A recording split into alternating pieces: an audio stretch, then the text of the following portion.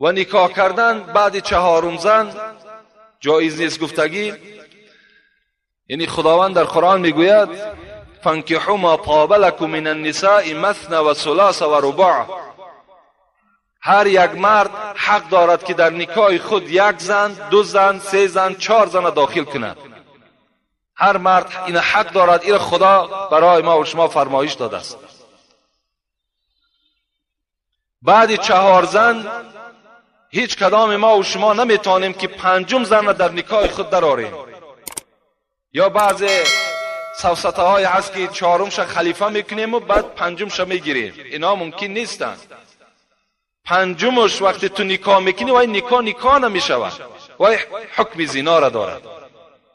در حالت تو 4م میتونی که 3م یا 2م یکی از این 4 تا را تو طلاق میدهی. بعد میتونی که زن 4م در نکاح خود درآوری. لیکن آیت خداوند در دوام همین آیت چی میگوید؟ فَإِنْ خِفْتُمْ أَلَّا تَعْدِلُوا فَوَاحِدَةً. جوانای عزیز، خداوند این 4 زن و 3 زن و 2 زن برای آن کسان امر کرده است که آنها از عهده زندگی میبرایند. آنها تمام تعیینات این زنها را از عهدهش میبرایند. برای این از خدا میگه اگر شما خوف برین که من 2 زنگی و 3 زنگی و 4 زنگی را کردن نمیتونم، فواحدتا خدا میگه به 1 تاش کفایت کن.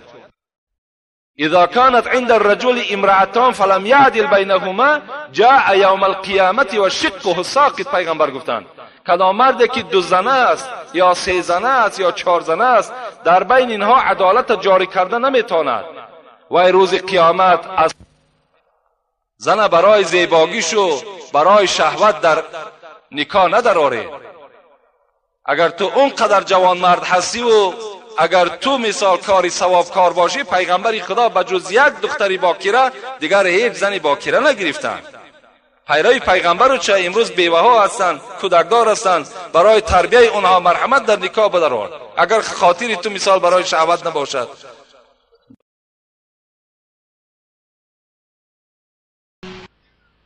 السلام علیکم و رحمت الله و برکاته. سوال از قیستقوز خوجند.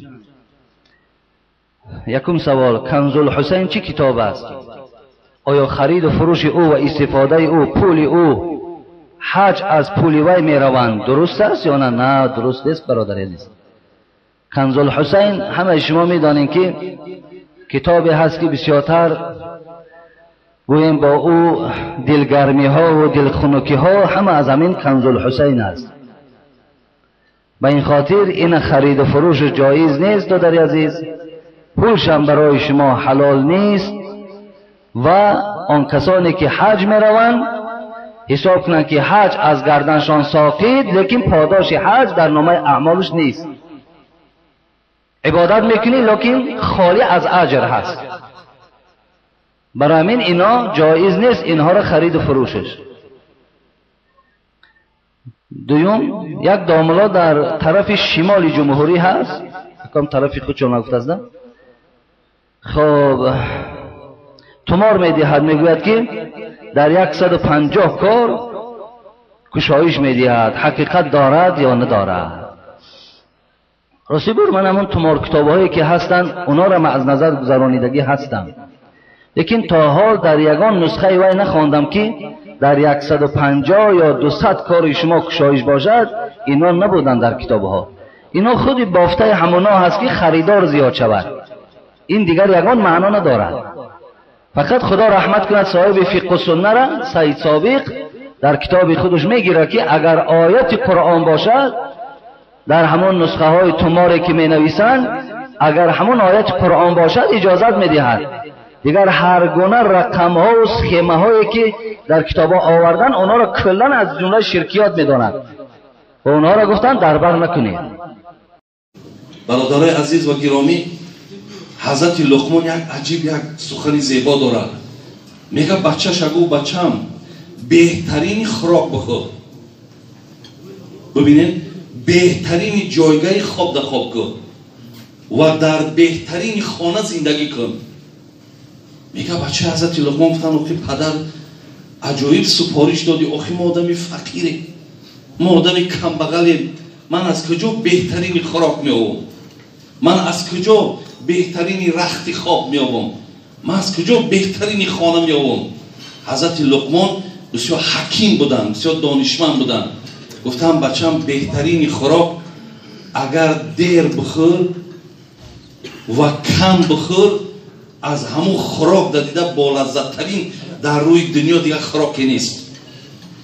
یعنی خوراکی را که آدم وقتی در حالت گرسنگی میخوره و وقتی که اگر کم بخوره میگه با لذت ترین خوراک همونه بچم. او تربیهش کرد، یعنی گفت گرسنه شدی بعد بخور.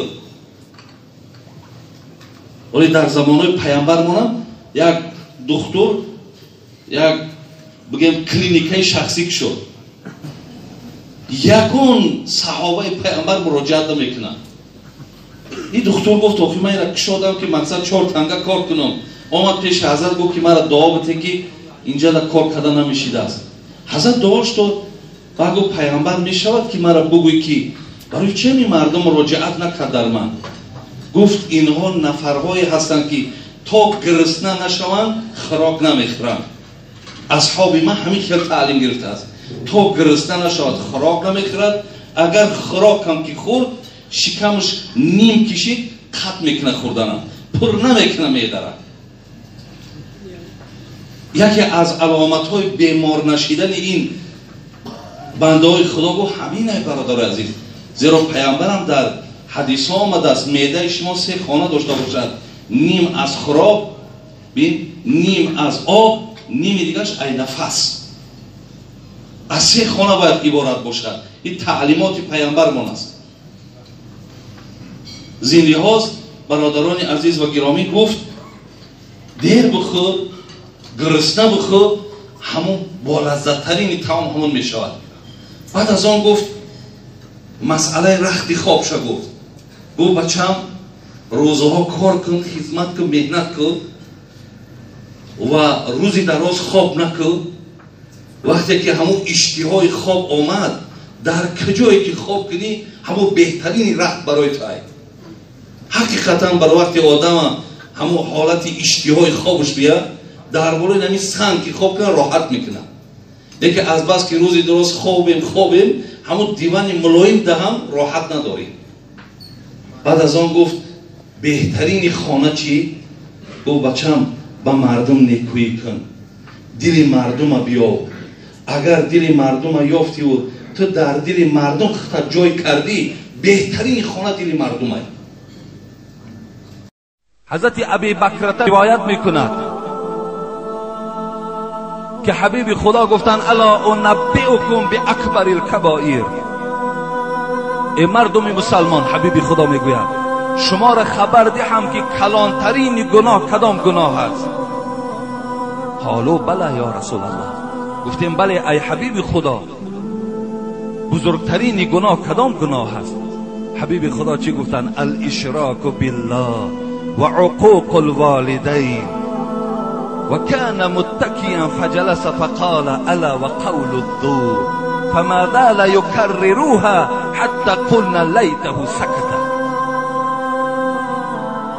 ابی بکر میگوید گفتیم بله ای حبیب خدا گناهی بزرگ کدام گناه است؟ حبیب خدا گوید یکم شرکی به خدا آوردن، دویم کسانی که در پدر و مادرشان گناهکار میشوند پدر و مادرشان احترام نمیکنند. الحمدلله که امروز چگونه ای که اولها شکایت ها از فرزندها داشتن، امروز خیلی پدر و مادرای هستند که ریزاگی از فرزندها دارند. و من همیشه به همه شما جوانای عزیز فقط پیشنهاد من همین است که پدر و مادراتون احترام کنید، به قدر پدر و مادراتون رسین. سخنهای وزبینه که بالای شما میگن تحمل کنید، برداشت کنید، انشاءالله خدا شما را اجر میدهد. هیچ وقت به سوی پدر و مادر زبان درازی نکن. اگر تو اخلاص ایمانت کامل باشد، پدر و مادر هرگاه خانه درآید تو پیش او خیزی به خدا قسم انشاءالله آینده تو نیک است. احترامش کن، حرمتش کن.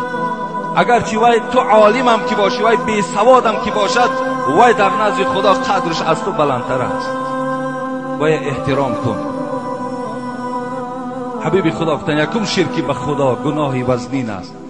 دوم حقوق پدر و مادر را پایمال کردند. لیکن ابی بکرته میگوید پیغمبر خدا وقتی این سخن میگفت تکیه زده بودند، از تکیه خیستند، در جایشان نشستند و چی گفتند؟ سیوم گناهی که خداوند گویم بنده را به سبب او عذاب میکند این دروغ گفتن است. فما زال یکرروها. صحابه میگوید درو پیغمبر تکراری و تکرار همین گپ میگفت، سخنی دروغ، سخنی دروغ، سخنی دروغ. حتی میگوید صحابه که لیته سکته، میگفتیم کاش که پیغمبر خدا خاموش ایستاد. یعنی اینقدر زیاد درباره سخنی دروغ گفتند. امروز بسیاری جوانا را میبینیم، بسیاری گویم کلانترا را میبینیم دروغ میگویم. حتی دروغ اگر به شوخی هم که دروغ گویم وای دروغ است. نابسته. من جمعه پیشین برای چی گفتم؟ جوانای عزیز، جوانای عزیز، شما در مکتبهاتون معلماتون دروغ نگویید. از ما سوال کردین که اگر دروغ گفته و آمده جمعه خانه ما گناهگار میشیم. شما گناهگار میشوید. شما دروغ نگویید. معلم هاتون هم فریب ندهین. وقتی تو معلم فریب دادی این یقین است زبانی تو عادت میکنه. تو پدرتم فریب میدهی، تو مادرتم فریب میدهی، تو یار و رفیقتم فریب میدهی، همه را فریب میدهی. از این خاطر هیچ معلم هم فریب ندهین. همیشه در درساتون باشین، همیشه درساتون خوانین، همیشه کوشش کننده فعال باشین. من خودم اتستاتای من اگر شما تماشا کنین باور که من 3 ندارم از مکتب، همش 4 و 5 است. یگان 3 من در مکتب گرفتگی نیستم. ما 3 میگرفتیم به خدا قسم غمگین میشدیم. امروز جوان حاضره را من از زبان روسی ها که یگان زبان دیگر میپرسم نمیداند پدر با روسی چی میشود.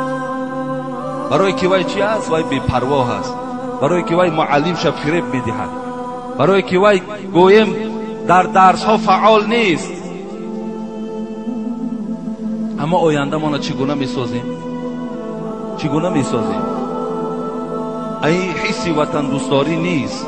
وقتی که متخصصای ما از دیگر وطن آیند وای وطن ما را آباد میکرد. هیچ وقت. متخصصای ما باید از خود مردم ما باشد.